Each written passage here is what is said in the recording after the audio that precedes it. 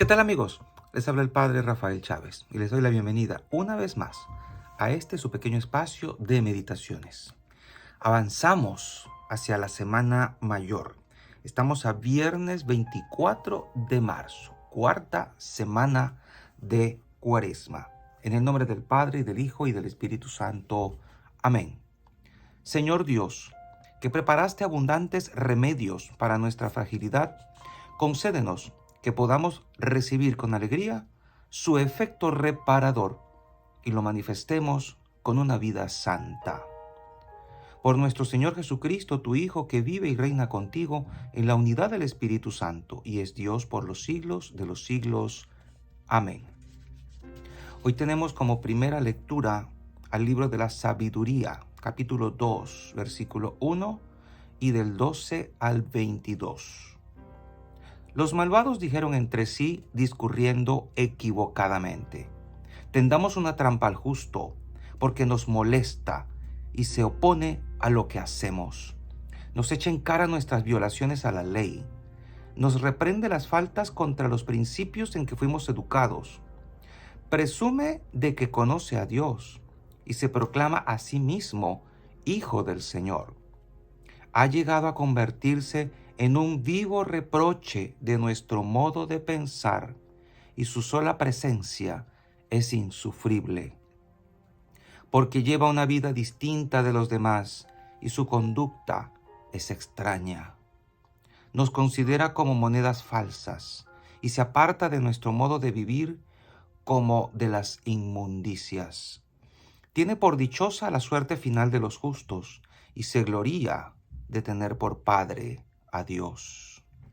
Veamos si es cierto lo que dice. Vamos a ver qué le pasa en su muerte. Si el justo es hijo de Dios, Él lo ayudará y lo librará de las manos de sus enemigos. Sometámoslo a la humillación y a la tortura para conocer su temple y su valor. Condenémoslo a muerte ignominiosa, porque dice que hay quien mire por él. Así discurren los malvados, pero se engañan. Su malicia los ciega. No conocen los ocultos designios de Dios, no esperan el premio de la virtud, ni creen en la recompensa de una vida intachable. Palabra de Dios, te alabamos, Señor. Salmo 33. El Señor está cerca de los atribulados. El Señor se enfrenta con los malhechores para borrar de la tierra su memoria. Cuando uno grita, el Señor lo escucha y lo libra de sus angustias. El Señor está cerca de los atribulados. El Señor está cerca de los atribulados, salva a los abatidos. Aunque el justo sufra muchos males, de todos lo libra el Señor. El Señor está cerca de los atribulados. Él cuida de todos sus huesos, y ni uno solo se quebrará. El Señor redime a sus siervos, no será castigado quien se acoge a Él. El Señor está cerca de los atribulados. Y el Evangelio de hoy está tomado de Juan, capítulo 7, versículos del 1 al 2, 10 y del 25 al 30. En aquel tiempo, Jesús recorría Galilea, pues no quería andar por Judea, porque los judíos trataban de matarlo. Ya se acercaba la fiesta de los judíos llamada de los campamentos. Cuando los parientes de Jesús habían llegado ya a Jerusalén para la fiesta, llegó también él, pero sin que la gente se diera cuenta, como de incógnito. Algunos que eran de Jerusalén se decían: ¿no es este al que quieren matar? Miren cómo habla libremente y no le dicen nada. ¿Será que los jefes se han convencido de que es el Mesías? Pero nosotros sabemos de dónde viene este. En cambio, cuando llegue el Mesías, nadie sabrá de dónde viene. Jesús, por su parte, mientras enseñaba en el templo, exclamó: ¿con que me conocen a mí y saben de dónde vengo? Pues bien, yo no vengo por mi cuenta, sino enviado por el que es veraz, y a él ustedes no lo conocen, pero yo sí lo conozco, porque procedo de él. y Él me ha enviado. Trataron entonces de capturarlo, pero nadie le pudo echar mano, porque todavía no había llegado su hora. Palabra del Señor. Gloria a ti, Señor Jesús. Y bien, este fragmento del Evangelio de Juan es muy, pero muy interesante. Estamos viendo a un Jesús prudente que intenta hacer la voluntad del Padre aún en medio de circunstancias bastante tensas. Estaba la fiesta de los campamentos, que era una fiesta muy alegre, y digamos que era el día para estar en Jerusalén. El que no estuviese allí, pues se la perdía y era algo casi que incomprensible, casi que una afrenta. Sobre todo los varones tenían que estar allí. Y Jesús, aunque en algunos, digamos, fragmentos que no aparecen en esta versión, que fueron suprimidos por cuestión litúrgica, para darle fluidez al texto, aparece obviamente discutiendo con su familia acerca de ir o no ir, pero él sabía que tenía que estar allí. Luego de que sus parientes, su familia, porque Jesús tenía familia, y en algunos lados dice sus hermanos, sabemos a quién se refiere, sus parientes, por lado de María, por lado de José, etcétera. Ellos estaban allí. Luego llega Jesús, como de incógnito, porque Jesús tenía que estar allí. Era varón, era el unigénito de María, el hijo único por su parte, de tal manera que la presencia, o mejor dicho, la ausencia de Jesús hubiera sido bastante extraña. Pero, sin embargo, lo hizo de incógnito. Aunque algunos pensaban que estaba hablando de manera libre, él estaba también cuidándose porque no había llegado su hora. Algunas frases de Jesús son algo impactantes porque, en primer lugar, la gente dice que sabe de dónde viene. ¿En realidad saben de dónde viene? Algunos lo llamaban el Galileo. Sabían que venía de Nazaret, pero realmente sabían de dónde había nacido Jesús. Ahora nosotros lo sabemos, nació en Belén, pero ellos pensaban que venía de Nazaret y que había nacido en Nazaret. Dice, en cambio, cuando llegue el Mesías, nadie sabrá de dónde viene. Obviamente, todo una mezcla de interpretaciones equívocas o malas interpretaciones de las antiguas escrituras. Sin embargo, Jesús, que conoce los pensamientos y los oye, él dice en otro lugar, muy cerca de donde estaban comentando aquello, con que me conocen a mí y saben de dónde vengo. Nuevamente el asunto de la identidad de Jesús se deja ver acá. ¿Sabemos quién es Jesús? ¿Sabemos quién es Dios? Porque a veces presumimos de ser muy religiosos, pero ¿sabemos qué es lo que Dios quiere de nosotros? ¿Conocemos su palabra? ¿Leemos asiduamente la Escritura como para decir, yo sé cuál es la voluntad de Dios? No nos atrevamos a decir que conocemos cuál es la voluntad de Dios si ignoramos su revelación, si ignoramos qué nos dice la palabra, porque Dios no es un Dios mudo, es un Dios que ha hablado y que sigue hablando a través de su palabra, a través de la iglesia. Y esta palabra es clara, con que me conocen a mí y saben de dónde vengo. Y creo que esta pregunta nos la hace a ti y a mí el día de hoy. Yo no vengo por mi cuenta, sino enviado por el que es veraz, el Dios verdadero y el Dios que no nos puede mentir.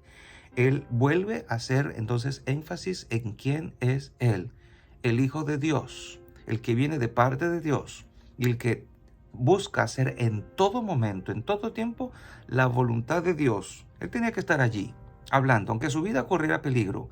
Y aunque intentaron capturarlo, no pudieron hacerlo. Incluso la gente, incluyendo soldados romanos o soldados del templo, quedaban perplejos ante la sabiduría de Jesús. En uno de los versículos suprimidos decía esto: ¿de dónde aprendió este hombre a hablar así si no tiene escuela? Y eso parte del asombro que daba a quienes lo oían hablar. Trataron entonces de capturarlo, pero nadie le pudo echar mano, por la razón que fuera, porque estaban sorprendidos, porque no se atrevían a hacerlo delante de la gente que lo admiraba y que sabían que se podía armar una revuelta en una fiesta tan importante como la fiesta de los campamentos. Por lo que fuere, no era su momento. Y cuando no es el momento, hermano, no es el momento. Y no sucede lo que tememos que pase. A veces nosotros vivimos con tanto miedo de que se den ciertas cosas que tememos que pasen, pero recordemos que cuando van a suceder las cosas, suceden. No importa lo que hagamos para evitarlas o para acelerarlas. Las cosas suceden cuando tienen que suceder, cuando van a suceder. Y si a veces nuestro accionar para acelerar o evitar algo, digamos, causa-efecto, es porque Dios así lo tiene determinado. Todavía no había llegado su hora. Jesucristo estaba ya desde aquel entonces, pues, tenía la mirada puesta en él. Y en él se cumplía perfectamente lo que dice el libro de la sabiduría que hoy acabamos de hacer como primera lectura. Él es el justo que se opone a los injustos. Y estas frases se aplican a él perfectamente. Releamos esto y veamos cómo se aplican a la perfección. Tendamos una trampa al justo porque nos molesta, se opone a lo que hacemos, nos echa en cara nuestras violaciones a la ley. Leer esto en clave cristológica es fabuloso. Nos reprende las faltas contra los principios en que fuimos educados.